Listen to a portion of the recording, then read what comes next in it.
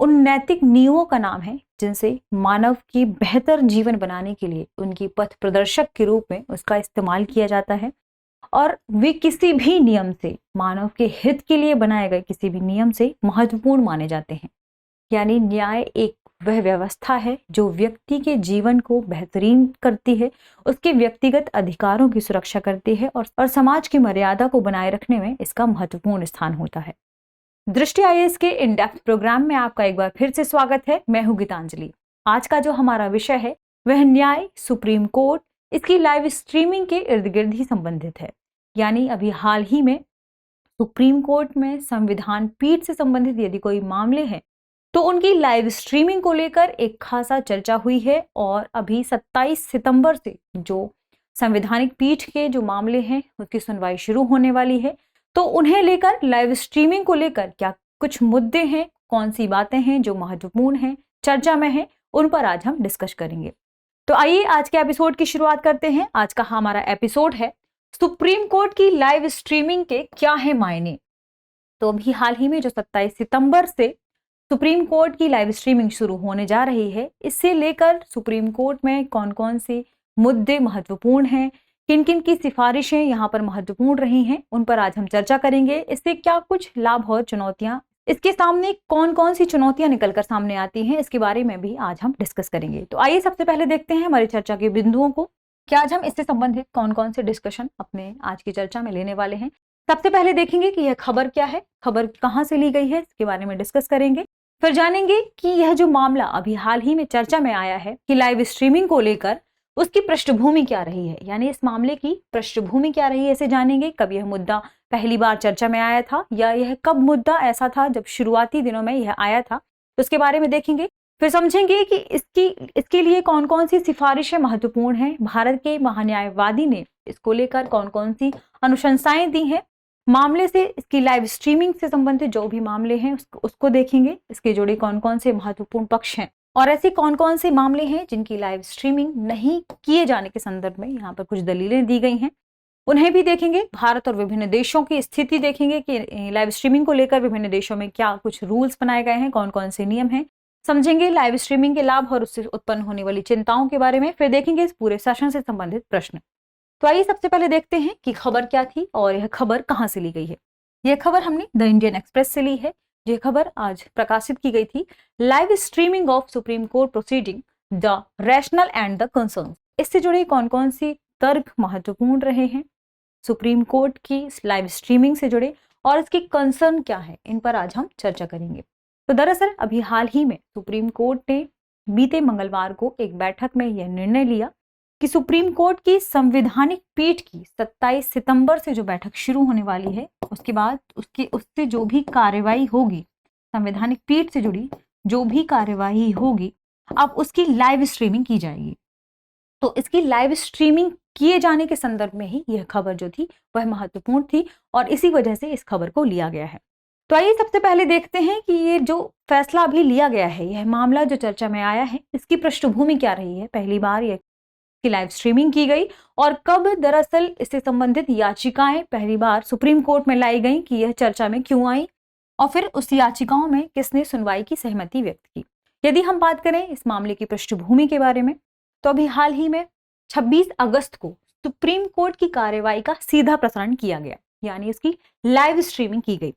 और यह कब किया गया? 26 अगस्त को, जब भारत के पूर्व सीजेआई एनवी रमन्ना इनका जब अंतिम कार्य दिवस था, या उनका उसी दिन सेवानिवृत्ति थी उनकी, उसी दिन सुप्रीम कोर्ट की कार्यवाही को लाइव स्ट्रीम किया गया।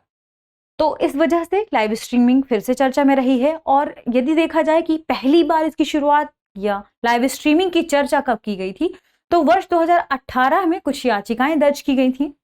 उन याचिकाओं में इसकी पेशकश की गई थी, यानी इस कदम की शुरुआत की बात की गई थी कि सुप्रीम कोर्ट की जो भी महत्वपूर्ण मसलों से जुड़ी है, महत्वपूर्ण मामलों से जुड़े जो भी विवाद रहे हैं, तो राष्ट्रीय महत्व के लेवल पर जाकर उसकी लाइव स्ट्रीमिंग की जानी चाहिए। यानी इस निर्णय की दिशा में पहला कदम वर्ष 2018 में उठाया गया था, जब संवैधानिक और राष्ट्रीय महत्व के मामलों पर न्यायिक कार्यवाही की लाइव स्ट्रीमिंग की मांग करने के लिए जनहित याचिका दायर की गई थी और फिर इसके बाद इसकी सुनवाई को लेकर यहाँ पर महत्वपूर्ण रूप से मुद्दा उठाया गया था कि इसकी सुनवाई वगैरह की जाए।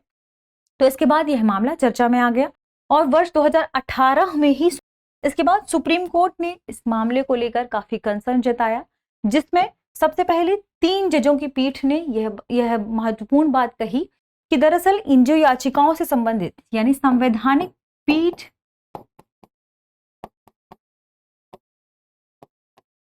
पीठ से जुड़ी जो भी याचिकाएं हैं या उनसे संबंधित जो भी मामले हैं, संवैधानिक पीठ से जुड़े जो भी मामले हैं, उनकी कार्यवाही से संबंधित जो भी मामले हैं, उसकी लाइव स्ट्रीमिंग की जाएगी या इसका प्रसारण किया जाएगा। इसको लेकर जो भी याचिकाएं दायर की गई थी, तो 3 जजों की खंडपीठ ने यह स्वीकार किया था कि अब इन जनहित याचिकाओं पर मुख्य रूप से सहमति जताई थी उन्होंने कि अब इस पर सुनवाई की जाएगी। तो सुनवाई का मामला कब महत्वपूर्ण था या कब चर्चा में आया था? तो जब तत्कालीन उस समय सीजेआई थे दीपक मिश्रा जी, जो कि सीजेआई थे, और 2 न्यायमूर्ति और थे, DY चंद्रचूड़ और AM खानविलकर। इन तीनों ने मिलकर इन याचिकाओं पर सुनवाई की सहमति जताई थी। इसके बाद यह खबर महत्वपूर्ण रूप से चर्चा में आ गई थी।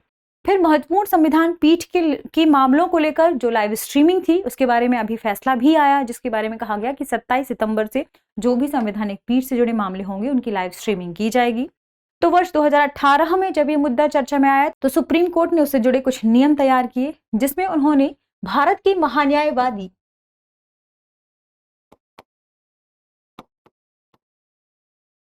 के वेणुगोपालन से कुछ सिफारिशें मांगी, उन्हें नोटिस जारी करके उनसे कुछ मांगी, उनकी कुछ सिफारिशें मांगी, उन्होंने उनसे कुछ सिफारिशें मांगी। इसके अलावा वर्ष 2018 का ही एक फैसला है जो काफी चर्चा में रहा है, स्वप्निल त्रिपाठी बनाम सुप्रीम कोर्ट ऑफ इंडिया मामले में। इसमें सुप्रीम कोर्ट ने फैसला दिया कि जो भी महत्वपूर्ण मामले रहे हैं, यदि किसी व्यक्ति की व्यक्तिगत स्वतंत्रता से जुड़े 21 आर्टिकल से इसे लगाकर उन्होंने लिया कि लाइव स्ट्रीमिंग की कार्यवाही संविधान का अनुच्छेद 21 जीवन और व्यक्तिगत स्वतंत्रता की सुरक्षा के अंतर्गत मुख्य रूप से लाया जाएगा।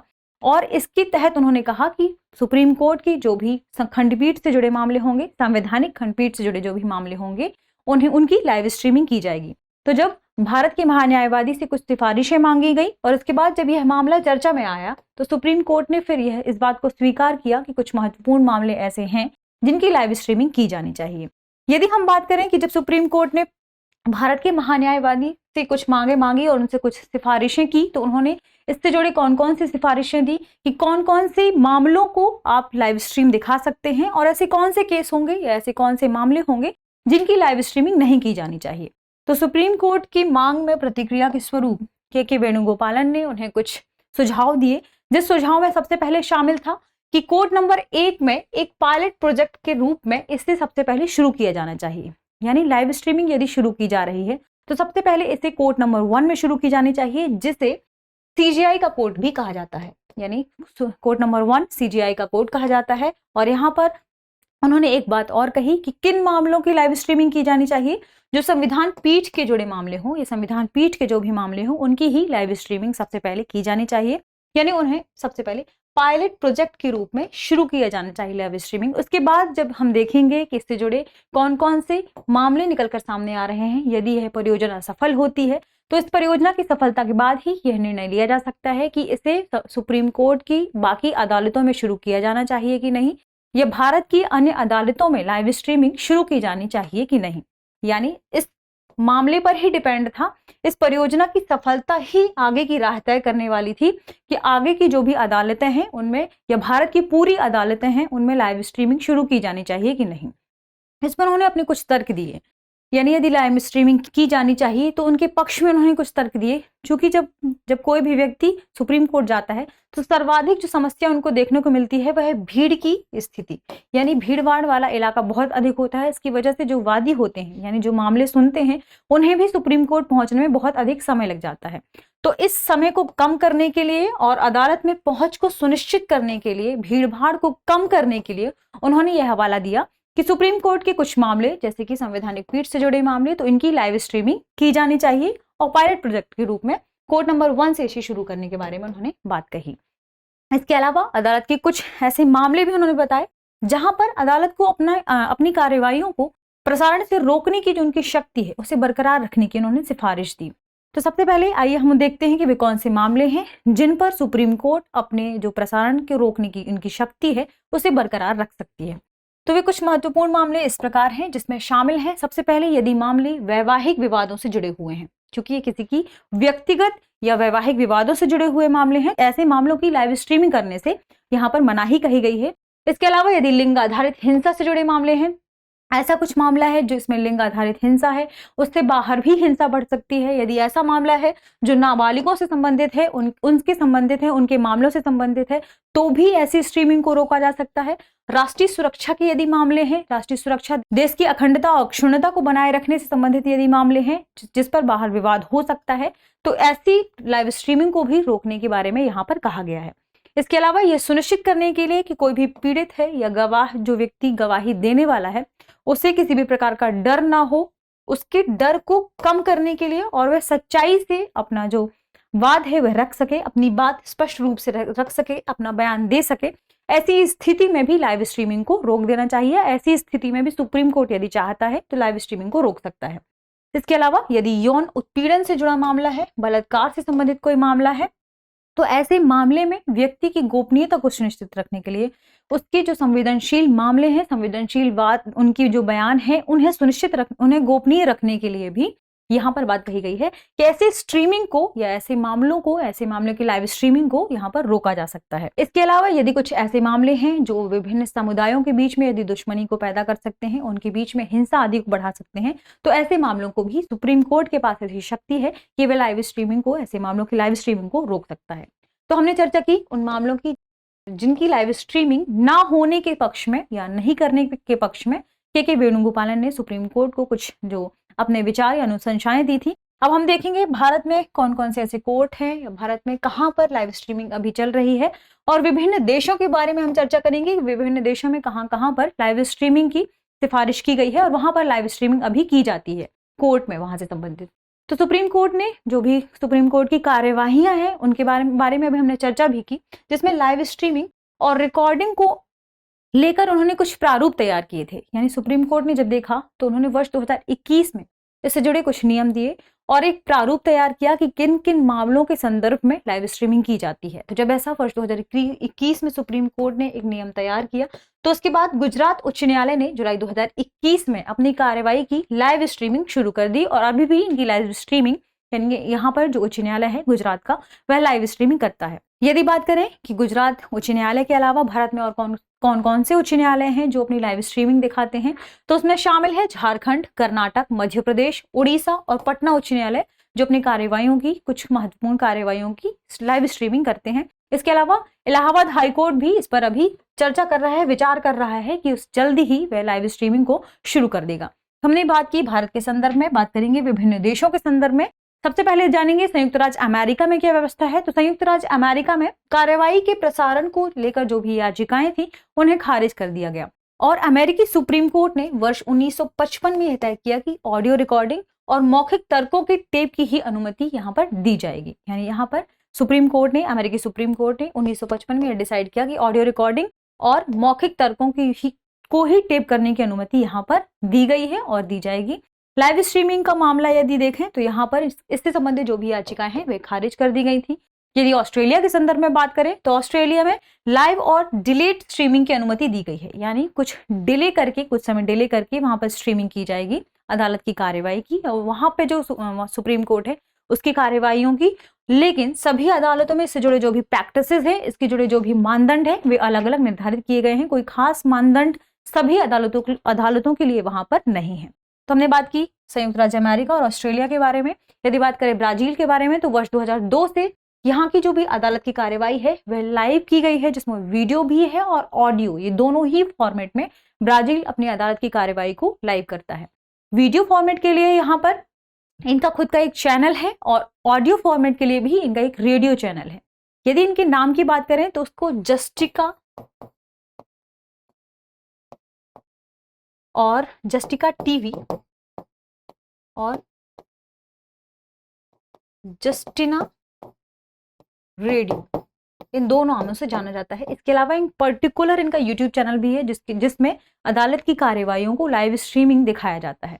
हमने बात की ब्राजील के बारे में। यदि बात करें कनाडा के बारे में, तो यहाँ के केबल संसदीय मामलों, इसका नाम है यहाँ पर एक चैनल का केबल संसदीय मामले। तो इससे जो केबल संसदीय मामला इनका जो चैनल है, उस पर उसे जो कार्यवाहियां हैं सुप्रीम कोर्ट की, वहां की सुप्रीम कोर्ट या वहां के कोर्ट की, तो लाइव स्ट्रीमिंग दिखाई जाती है। कहां पर? कनाडा में। यदि हम बात करें कनाडा के अलावा यदि देश की, तो दक्षिण अफ्रीका में वर्ष 2017 से दक्षिण अफ्रीका के जो सर्वोच्च न्यायालय है, उन्होंने यह बात की कि अभिव्यक्ति की स्वतंत्रता को और विस्तारित किया जाना चाहिए। और अभिव्यक्ति की स्वतंत्रता को विस्तारित करते हुए वर्ष 2017 में दक्षिण अफ्रीका के सर्वोच्च न्यायालय ने यह फैसला लिया कि उसके आपराधिक मामले से जुड़े जो भी कार्यवाहियां होंगी, जो भी अदालती कार्यवाहियां होंगी, उनकी लाइव स्ट्रीमिंग की जाएगी। हमने बात की दक्षिणी अफ्रीका के बारे में। अब जानेंगे यूनाइटेड किंगडम के बारे में। तो यूनाइटेड किंगडम ने अपनी एक अदालत की वेबसाइट पर ही इसकी लाइव स्ट्रीमिंग की बात कही है कि इससे जुड़ी जो भी लाइव स्ट्रीमिंग होगी वो 1 मिनट डिले करके उसकी जो वेबसाइट है सुप्रीम कोर्ट की, वहां की जो वेबसाइट है, वहां की न्यायालय की जो वेबसाइट है, उसी में दिखाया जाएगा। लेकिन संवेदनशील अपीलों के मामले में इस कवरेज को वापस लिया जा सकता है। तो ये हमने बात की महत्वपूर्ण देशों के बारे में कि विभिन्न देशों में इनसे जुड़े क्या कुछ मामले हैं लाइव स्ट्रीमिंग से जुड़े। अब देखेंगे भारत में लाइव स्ट्रीमिंग के बाद कौन कौन से लाभ सामने आएंगे जब सुप्रीम कोर्ट की कार्यवाहियों की लाइव स्ट्रीमिंग होगी। तो लाभ के मामले में सबसे पहले कहा गया है कि इससे कागजी फाइलिंग को सीमित कर दिया जाएगा, क्योंकि कागजी फाइलिंग जो होगी कम हो जाएगी लाइव स्ट्रीमिंग के बाद। तो जो न्याय वितरण प्रणाली है वह अधिक सस्ती हो जाएगी, अधिक तेज हो जाएगी और जवाबदेह हो जाएगी। और जैसे ही लाइव स्ट्रीमिंग होगी तो सबसे पहला महत्वपूर्ण मुद्दा क्या होता है? पारदर्शिता का। यानी जैसे ही अदालत की कार्यवाही प्रसारण इसका लाइव हो जाएगा तो इसमें पारदर्शिता बढ़ जाएगी। क्या कुछ बातें हैं जो महत्वपूर्ण हैं, जिन्हें लोगों को जानना जरूरी है, इससे जुड़े जो भी बातें हैं चूंकि वो सामने आ जाएंगी तो इस वजह से इसकी पारदर्शिता बढ़ जाएगी। न्याय प्रणाली तक अधिक पहुंच सुनिश्चित हो पाएगी, यानी लोग जल्दी ही न्याय प्रणाली पर सुलभ तरीके से पहुंच पाएंगे लाइव स्ट्रीमिंग के जरिए। अभी तक क्या होता था, जब वहां पर आपस में न्यायाधीशों के बीच में बातचीत होती थी, उसे लिखा जाता था, पूरा उनका जो उससे जुड़ा जो भी डाटा था वह पूरा लिखा जाता था, उसके बाद ही उस पर बाद में फिर बाकी लोगों से देख पाते थे। सामान्य व्यक्ति वह भी अभी नहीं देख पाता। तो इसलिए यह बात कही जा रही है कि पारदर्शिता इसमें महत्वपूर्ण मुद्दा है कि यहाँ पर पारदर्शिता सुनिश्चित होगी। एक आम व्यक्ति भी इसे लाइव देख सकता है। लंबित मामलों के बैकलॉग को कम करने में सहायता होगी, क्योंकि जब लाइव स्ट्रीमिंग होगी तो समय की जो बचत है वह यहाँ पर बढ़ जाएगी। समय की बचत बढ़ने से यहाँ पर जो लंबित मामले हैं उनके बैकलॉग को कम किया जा सकता है। इसके अलावा अनैतिक यदि गतिविधियां हैं तो उनकी संख्या को भी कम किया जा सकता है यहाँ पर लाइव स्ट्रीमिंग के मामले में। यहाँ पर सबसे महत्वपूर्ण मुद्दा है इससे जुड़ी चुनौतियों के मामले में। यानी जैसे ही लाइव स्ट्रीमिंग शुरू करने की बात कही जा रही है तो यहाँ पर भारत में महत्वपूर्ण रूप से जो चर्चा की जा रही है वैसे जुड़ी चुनौतियों के बारे में चर्चा की जा रही है, क्योंकि लाइव स्ट्रीमिंग करना आसान है लेकिन उसके लिए जो इंफ्रास्ट्रक्चर है, उससे जुड़ा कौन कौन सी गतिविधियां यहाँ हैं जो सबसे पहले सुनिश्चित की जानी चाहिए, उसके बारे में यह मुद्दा महत्वपूर्ण रूप से चर्चा में था। यदि चुनौतियों को देखें तो यहाँ पर सामग्री का गैर जिम्मेदार और प्रेरित उपयोग जनता के लिए दुष्प्रचार फैला सकता है। यहाँ पर महत्वपूर्ण बात यह है कि जैसे ही यदि कोई, क्योंकि अभी भी देखा जाता है कि जैसे ही कोई लाइव स्ट्रीमिंग के जरिए, क्योंकि अभी इससे पहले भी ये घटना हुई है, तो लाइव स्ट्रीमिंग के जरिए यदि कोई बात बोल दी जाती है या वह सामने आ जाती है तो उसे घुमा फिरा कर भी जनता के सामने पेश कर दिया जाता है। तो ऐसे भी मामले देखे जा सकते हैं कि जब उसका उपयोग गैर जिम्मेदाराना तरीके से होगा तो उस पे जनता में दुष्प्रचार भी फैल सकता है। इसके अलावा अदालतों में तकनीकी कुशलता की अभी कमी है और यहाँ पर जो वरिष्ठ मेंबर्स हैं उन्हें भी तकनीकी कुशलता प्रदान की जानी चाहिए। तो यहाँ पर तकनीकी कुशलता को भी ध्यान में रखकर बात की गई है कि तकनीकी कुशलता की कमी भी यहाँ पर एक महत्वपूर्ण मुद्दा है। इसके अलावा हमने अभी चर्चा भी की कि इंफ्रास्ट्रक्चर, खासकर इंटरनेट कनेक्टिविटी एक बड़ी चुनौती है भारत में। तो पहले सबसे पहले वहां पर यानी सुप्रीम कोर्ट के विभिन्न कोर्टों में, भारत की विभिन्न अदालतों में यदि लाइव स्ट्रीमिंग की जानी है तो सबसे पहले कनेक्टिविटी सुनिश्चित की जानी चाहिए, इंटरनेट कनेक्टिविटी सुनिश्चित की जानी चाहिए। यहाँ पर जो व्यक्ति मुकदमा लड़ रहा है, जो भी अधिवक्ता है, उनके बीच में जागरूकता होनी चाहिए, क्योंकि आप कौन सी बात बोल रहे हैं कि लाइव स्ट्रीमिंग हो रही है, जनता तक वह बात पहुंच रही है, इसलिए हर मुद्दे में उनकी जागरूकता यहाँ पर बहुत जरूरी है और जागरूकता की बात से ही हर प्रकार का जो बदलाव है वह सुनिश्चित हो सकता है। इसके अलावा साइबर सुरक्षा खतरा एक बड़ी चुनौती है। हम जान रहे हैं कि महत्वपूर्ण यहाँ पर साइबर सुरक्षा भी है, क्योंकि अभी तक तो लाइव स्ट्रीमिंग नहीं हो रही है देश की अदालतों में बहुत सारे ऐसे महत्वपूर्ण मुद्दे हैं जो देश की अखंडता से भी जुड़े हुए हैं, और कई बार ऐसे मुद्दे हैं जो यहाँ के देश में शांति बनाए रखने के लिए भी जरूरी है। तो यदि ऐसे डाटा यदि बाहर चला जाता है या साइबर सुरक्षा के जरिए उसमें खतरा उत्पन्न हो सकता है, तो इस बात के बारे में ज्यादा कंसर्न जताया जा रहा है कि इसे कम करने की जरूरत है। यानी साइबर सुरक्षा यहाँ पर एक महत्वपूर्ण मुद्दा है। तो इसे लेकर कौन कौन से अच्छे उपाय अपनाए जा सकते हैं, बेहतरीन उपाय अपनाए जा सकते हैं, या इससे जुड़े कौन कौन से कदम उठाए जा सकते हैं, यहाँ पर यह भी एक महत्वपूर्ण चुनौती है। इसके अलावा न्यायालयों की जब लाइव स्ट्रीमिंग की जाएगी तो यह दुर्व्यवहार के प्रति अति संवेदनशील होगी। तो यदि यह मुद्दा बहुत संवेदनशील है, यदि कोई मुद्दा बहुत संवेदनशील है, तो बाहर उस पर वाद विवाद भी हो सकता है और गोपनीयता के मुद्दे भी उठ सकते हैं। तो यहाँ पर गोपनीयता का कंसर्न भी महत्वपूर्ण है, जो कि चुनौती के रूप में यहाँ पर सामने आ जाएगा। यदि कोई विवाद होता है, किसी व्यक्ति की गोपनीयता से जुड़ा कोई मामला है, यदि उस पर बात होगी, लाइव स्ट्रीमिंग होगी, तो फिर वो मुद्दे बाहर आ जाएंगे। इस संदर्भ में भी ये बात कही जा रही है कि यहाँ पर ये काफी चुनौतीपूर्ण होगा। ये तो हमने बात की पूरे आज के हमारे सेशन की। यहाँ पर सबसे महत्वपूर्ण जो मुद्दा उठता है वह है एक सुरक्षित और ऐसी प्रणाली को अपनाए जाने की। यानी हम लाइव स्ट्रीमिंग तो कर रहे हैं, लाइव स्ट्रीमिंग होगी, यहाँ पर सबसे ज्यादा जरूरी है सुरक्षा भरा या सुरक्षा भरी एक ऐसी प्रणाली को अपनाए जाने की जिससे इस सभी चुनौतियों को कम किया जा सके।